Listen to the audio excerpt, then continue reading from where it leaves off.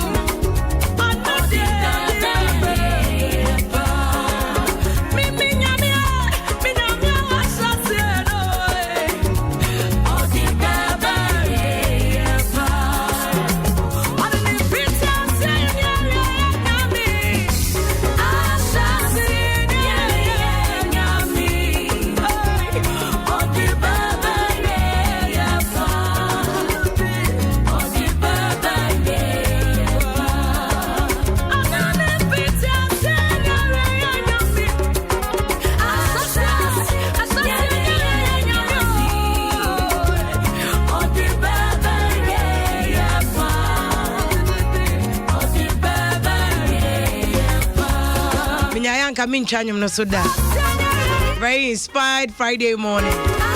Wow, we do birthday, happy birthday. Again, a very special Father's Day. Happy Father's Day in advance to all a January. This Sunday is your day. And they are very good men out there. So you celebrate you. One more I don't know your day Dofsu your day Adopsu will come but bobo mo ma mo hwen kra no why na poso anope is brought to you by Kan Kesi Agbegbe Herbal Hospital. Woman na show up pomu a woman di ameno efifi wa maunya hoto. Feko Star Spray look sharp, look decent. Any occasion, a year party, wedding, a jumem, outdoor baby out de mufwa. Ontario nyina tiapo, decency at his bed. Cowbell our milk, numbia no pe bia no a guy no a kama. Adin am sa. Second Kings Real Estate, woman di asase problem bi any home man so ni ho. Ye twitwa develop do dada. I am here the near me nyina ko no. Lele rice. We eat tasty food every day. Every occasion be a lele tiapo. Any mutuo na ade beyo. Wache na ade beyo. Jollof we asam pebio. A demusa bebia. Latex foam. Wa brabo mu yon. Wo dam waso da pa. E feeling nano. I enjoy nano. I enjoy this dem can. Why enjoy? You enjoy nano. Latex foam no. Vodafone, the future is yours. Are you ready? And one, just spread it everywhere. One more Adom. Any adena ponna poso ebrewa. Ebi wa ya crowd wa fan del bonka tenyina. Wa verify stories ni bi online no ni ade nyina. Wodi nyina bom ade ame. Anopo wa ya crowd pa. Enti ade be wie pa by 10 o'clock. But in the meantime, you konna ponna poso ebi wa anope good morning. Good morning Evia. Say Adom no ho. Adom no ho. The Nyankopon say. I want to see the president in the NHS. Enya better we bi wa. Maria. Chanifita NHS Adom. Fiala de ya na muede. Ya na muede nti ye de aseda na Nyankopon say wodi aduru ana. O se me verify yi. Tell me who say wa fa we ya. Letter yi Gan West Municipal Assembly for the aba na mehwe mafia. Omo de aba omo de. Wo mo se washing. So te ase. Yeah, auction. Aha. What they can washing. Aha. No more washing there. Enro muche emponche enan. Ewo assembly no mpotemu ho ba bi o maka se emponche mfa. Enti enei 3rd enekura de 14th o mo so mche ne 3rd June na o muche emponche no. Enei 14th. O mo boni donkomi ewo assembly ho no mo.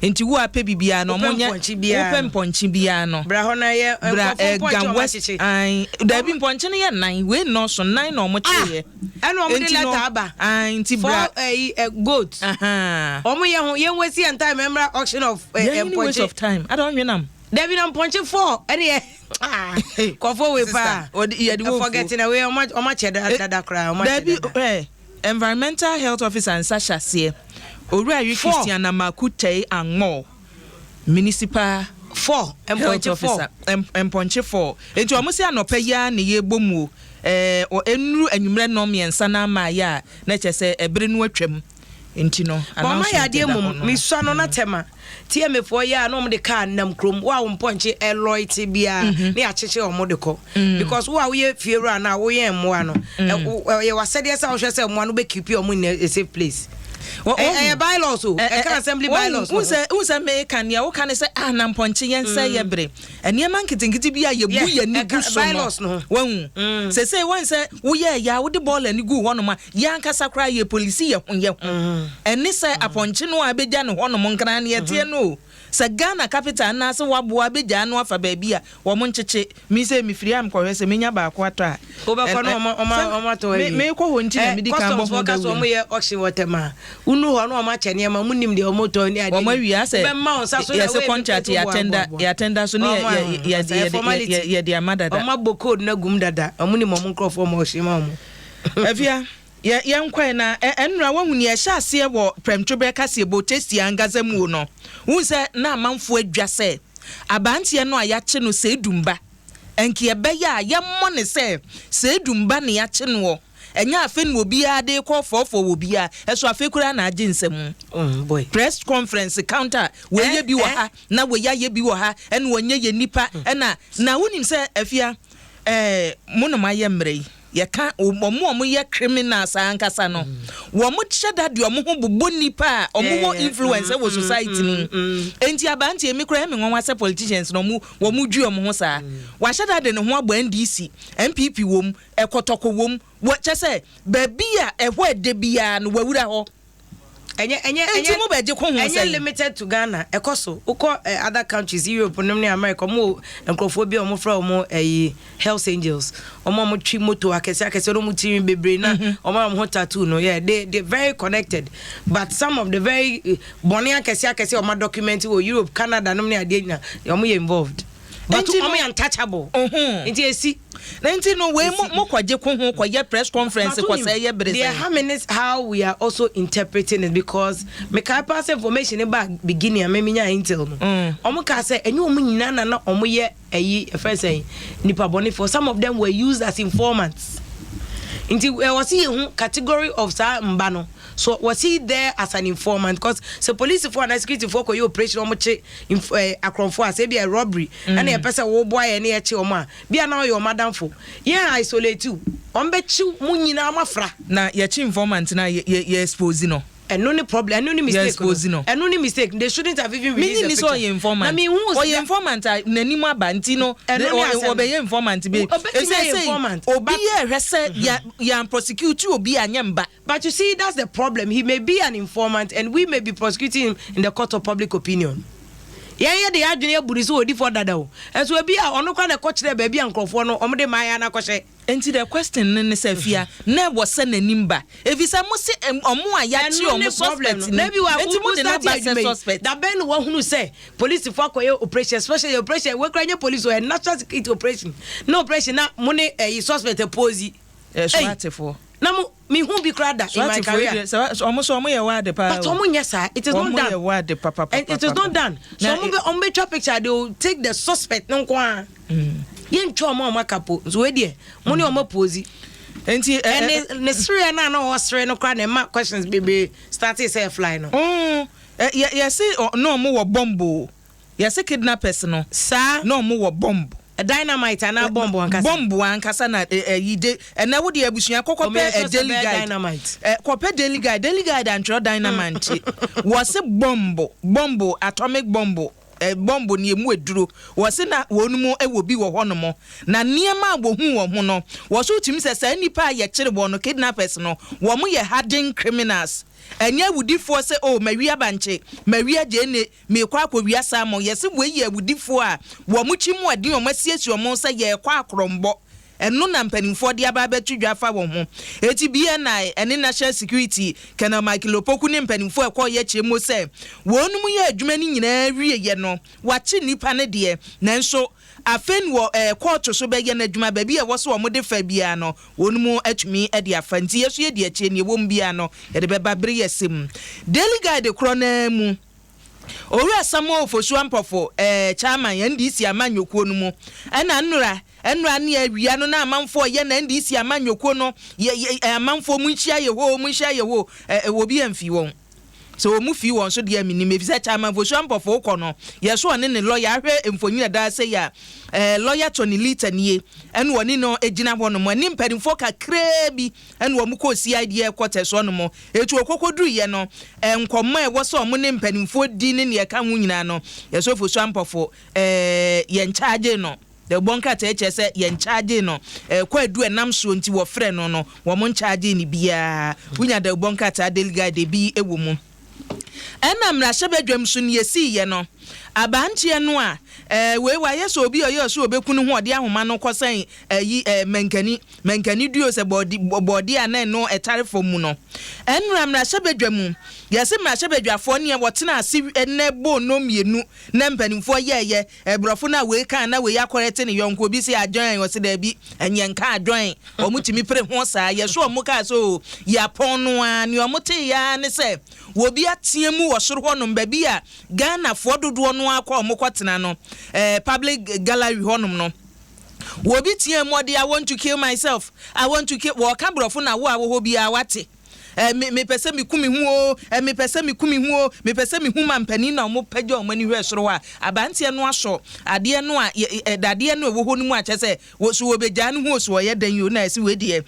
security for no e wo parliament ono mo no wo mu so ni mu ntenten mo a say that do crash you say public gallery no more plain close security for ntino onim say marshals nda bi o mo tete ho no nti no we de o mo ho ye ha na enhwehwemu abanie yasi abantie no wadi mfie aduasanum 35 years ya wo frequency mintim na esa to e mantem no ni din de kwadwo mensa abrampa ne beka ho dia ne na nko wa Adom FM enso we da abrampa nka ho kwadwo mensa e frequency mintim en watwumi awuremu abecha parliament wono mo asa wo behwe proceedings e koso ni bi se won de wo na agenda waseti agenda wo mu obi amesa ni tu ya no ayi wafrim ena ntenten we di empanimfo se wache no eti nchiremu no anopai abusuami gidi se yate bo abra ye ma miketa do wo de sa nchemu atudwa wo fa daily graphic dia na asem ya betwa sa kidnapping no mu abantie kodwo mensa de ne de no abetwam daily graphic so anim ene kodwo mensa kro ya na security for no aso ne pa achi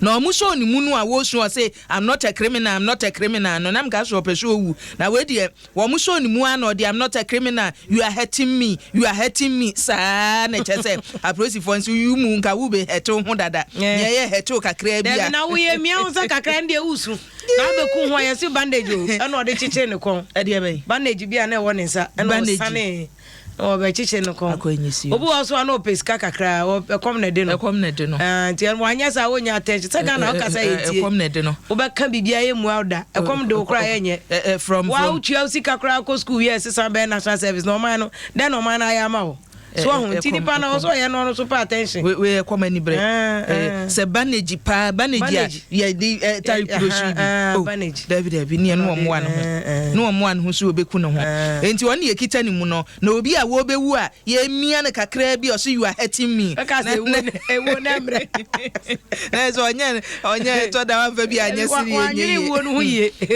no onim se ya sa obeku no obi facilitate akaye die utie ne no chire na baby na honorable Katie Amon what you say na mundan mo say Katie Amon no Katie Amon de jana what is your name is your club is your club for no eno no de aduru honum no yemo ene no parliament o yemo I want to speak with the president. I want to speak with the speaker. I'll kill myself. I will kill myself.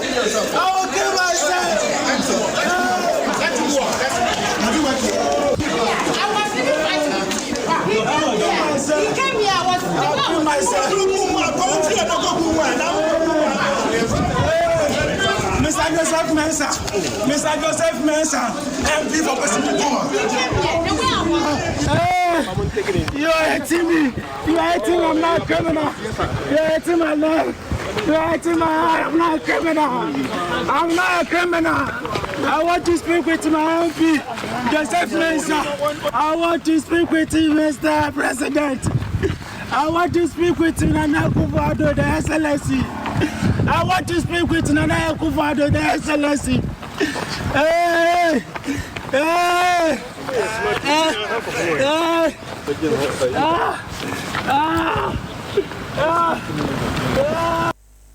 You are hurting me. You are hurting me. This morning. The Excellency. You are hurting me. If you are some now, I can told that come when you womb and now uti story and open a meeting to Nene Casano. Say, we're too quiet and a wabba frustration womb.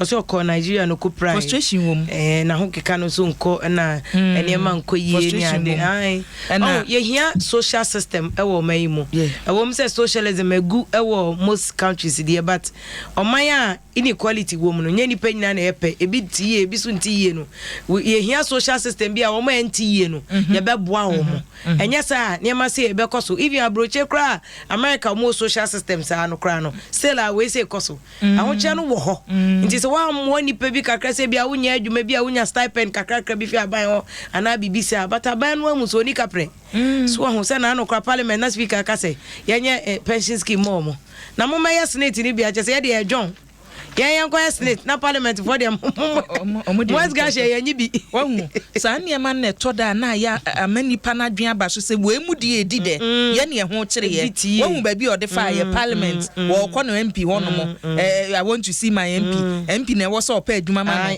MP aminti e wo so no so men nti niam ni kura bi wo no afia wo ya wo de draw attention ba wa nkasa wo so sa wo de wa men na your chef form na no ho kire no no abi so ka ho bo sha o mo hye en wo ba ya na ne hyebra sesa serious abusia daily graphic no na daily graphic kro no ashumu emaya mienu ya mimfo wo fa wodomum no chese Canada for ma ya yesi yasade woko omadru Canada empanimfo de wadru mu ntie se de woni Ghana bio enema wo so wo ye ntoto ye wo so omo ye nyina so no omatumi aye ama enema akoyi wo na wo ka politicization of sa mbai issue say do mbai Aloche Jacobs can say because they say ababe NDC MPP unu say Aloche say on contest is more said o Canada so a social commentator yenti asembia o kan yadi na NDC MPP boy in there case na nyama but to us Ghanaians but not to the foreigners or the various embassies or they can you there yen anu mo wo abrochirin nsema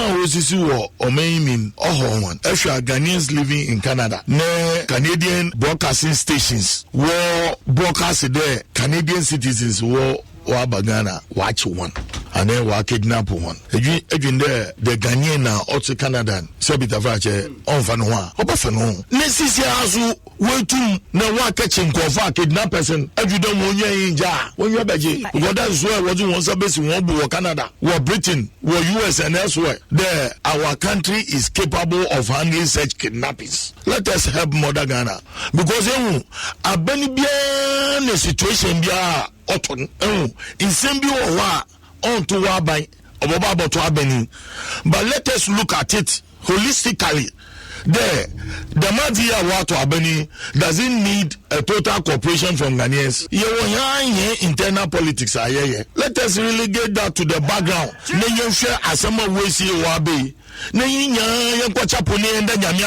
At least the Masamo we see national security for wetuma solve them problem. National security no uguan. You were NDC forum, you were MPP forum. Until Kenya won cooperation in once in there because they wear uniform in one political affiliation for you to call and say that your MPP into no lead team. That isn't so. They are Ghanaians, but they have their own political lineage. Won't show as all down in there. Once upon a time, watch foreigners. Because no unsi wo main there bet in there foreigner be abo main more what kidnapping. necessary racy. But watch out. Oh, send there. Crime has become so sophisticated. Or have any political coloration. And see, we could be maybe Obina Banem Nodo. No way, Sidama. We need the total cooperation of Ghanaians to ensure that the Masemi on see. Aloteyo kofsa no. Weni ni ehwehwe wo. Weni ni ehwehwe. Se unyi duru ba bia wo dem fa ho kra se obeye bio so onye bio. NDC ba na man position so obeje. But the point ni se unyi duru ba bia fia na wo hwe oman no se ne eniema siko wo hwe onananom hwe wo manom e wo se obi sa ho se memaidie na medije omo den na kwan a wo fa so dwen kwan a fa so kasa no asesa no kwanya afa so kasa ye wo niema bi no asesa no sampanimfo no ye bo maba so na ene wa study omo a ye mo mbe kasa o radio ni TV so no a parties no wo ba na wo ye that objective say me gina mfi allocate ombe you enkrofo bebre ano mutumi kasa ye wo programs so no ene ye yi won because omo hu ne say o no kwa wonya aggressive wo kwa wontumi nye party no ne party mani beje ho alote me bona baso alote nyamishira. But you know I find it also a little problematic for Alote Chese. Alote is saying this because now he has nothing to lose. No, Efia. Senko Jina as chairman. Efia. Enko beka. When na Alote cast or sha say wakasa say ya party ni take decision say ye yi we free mpanimfo e kasa mu wan change wan change watumi Jina ne na so wanyini enti I mean edu baby you have to just speak the truth. Yeah. Wajina ne na so nti nya say ebi a won ko bio me say NDC ba na man position so onye obedi enso omaya de omonto aso sa emayen na legon for so me bon price the allocate ombeti omuti ebebo omo ye de sa na ga na yenim guase na yeje no omuti ebebo omo point say ene yeje na bonte no na hwe no press conference majority na minority press conference omo ye no ho no mu na say NDC amanyoko no national ye press conference na kumase for so ye bi asemba ko na yenya modan at the end of the day, it doesn't change the fact that mama nipa bonini no and na mo sa ne mra ne sa and o ye we nipa and at the end so de no ho for mu nyina what in one for mu nyina some per metro for yes mo per metro for de o ma ya de enti de cha no owom the hawk no owom the chicken na ni nyina ofrafra enti mo ana mo twuma mena na mo namum enti daily graphic ne wode ababi no yankwa the Ghanaian Times so emu na the Ghanaian Times so asem wode atodwa mampani ene o se amanfo bi kasa Ghana ena asumie ni ha wo fa aboto amama Ghana wo so nipa kro wo fa aboto abra Ghana Bragana o enhye baabia say ye abibremu na wo bo say ye wiase baabia no wo se behwe wo manya wunipa kro wutumi sode soa wo niema na bia wakokro fufuro so etoda kro wuni mobia wo ho esu benya baabia da benya aduane adi wo se Ghana no wo manya di ahwo peaceful oh wase ne ekoso nde ba akumienu amamoefo bi no mpese ye se Ghana di na no so kra no security ne mpanimfo ayirimu enti mu obi na ada wo so na Ghana yehu Ghana nya ehu bia but niema na ACCC no so a source of concern enti no so ye bedi hu djuma na ye di hu djuma because kidnapping kan na wonti bi kra wo Ghana ye nti kra say na o se mpanimfo de niema gu akwamti o me hu niema kra o de gu akwam na che say ye kan ni say ya na echima ye de if say yenim say de nkaja ye nya fufuo bi di ya ye wie na we no be keka ho ana say udi fufuo na yem hwehwe nti mampani akan ye hwese ebegesa na kokwobo so na aba no wense afiansuo no ahyase eto kokwobo Ghana Health Service mpanimfo de ba ne se ya mprapra ye ho ye nsiesie ba bia ye te a yade ne ye friends konkura ni ebeba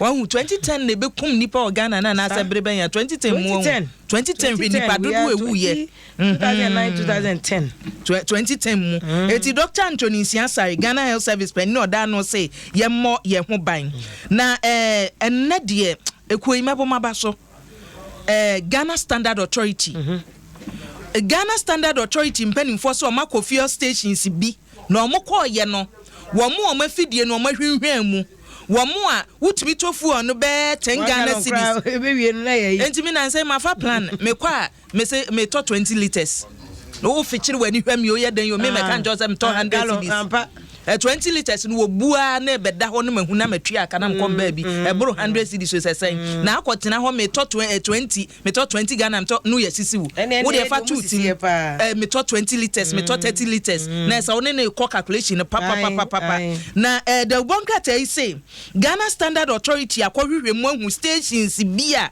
wo mo de Tanzania kan you know monte yo muguso e na omu hwehwe o mafidie num no na first time omo call ye no momfa ntodwa omo so ye mfa ntodwa momfa ntodwa omo se da bi yenye ena de din ni nyina omo de aba baby a omo kire se ha de odu ho no mo enkoho ha de odu ha se ya enkoho wo mo omo titi customers no ena omo de aba taxi driver for kra na ehuna mani tina na so munya to gas no na afia ye mubo bia na ye nya wo mo yenya wo stations yenya wo edoso eni enkran ha say mi say yes akobo bi no ama obi dia na afa koye enkran ha say no me o ma kire nti mahu ba bi a mefa ne ba bi a memfa nyina wo de na kwoto digane ntan so behu wo mo abokro no ne o mo emokro no no behu na che say wuduru ho no mo a na wasan ho na ukọ ba bi na emoja ye twema emoja se etoda na ubusuam ni bi yare putupurum wo ba kwa wo so na wo se enya moja de ma no wo mo eye o mu CS no yesi moja no short for no asa ba bi o eti yesrem mo a mutumi koyi moja ni bi ma no the problem is uko yi moja no kwa na okuta card na unya case na de kwa ye ma priority o sa Tina nkofo Jana say no. Wade ukoya ye mo hwe no an say ama million hwan na ye. Omunye ne ye na nipa entumi enko. Afia ye fa chronicle ntwa to Okada Riders no. Yes se hu Okada Riders riders so se den na hwe yie. Yes akromfo de wo ho afra. Okada Riders no wo be hwa ase nipa no wo san wo nchen kro no bo no ye say ni aba ne say wo di traffic mu a no obi a hyeda aboka anum madam go forward wo dan ho na wo bie wo luvers yo so de wo be hwe na wo phone da so no wafa me say ujina nchen a ujina ka luvers no say the producer ata papa why wa no oja no omi ebi ne ka luvers screen there be afia eniema bi wo kan luvers ya na wo bie wo ka luvers no abusua wonya bie luvers no a no onum afa phone no mo de sin everyone ka luvers why are they mo abusua for me ko enafie mo fa ka luvers no nante everyone na dey wadare ka windscreen luvers no napo so agbebe hospital in latest home wa brabo we on Second Kings Real Estate Vodafone. The future is exciting. Ready and Lily rice, tasty food, tasty family. Cowbell, our milk, and if Feco stands for Uluku shop any day, any event, any occasion. Wa madama and then ya day napo so ebro. Yebeko corruption watch so and ya wa wudim ye drew on man abe uniema ekos Ghana. Na fe yedim pense na to aso still Dwaso Nsem dwumedie na wutie no with Vim Lady efia pokua metem ama me bra ayi captain Nana Smart ye je se Edwada na je so bra landia je se ne de aka o de aba beto aso be ne de corruption watch ne de na magi medwa yankwamra na fe ye fa corruption watch no emeto aso ema o players 552 national team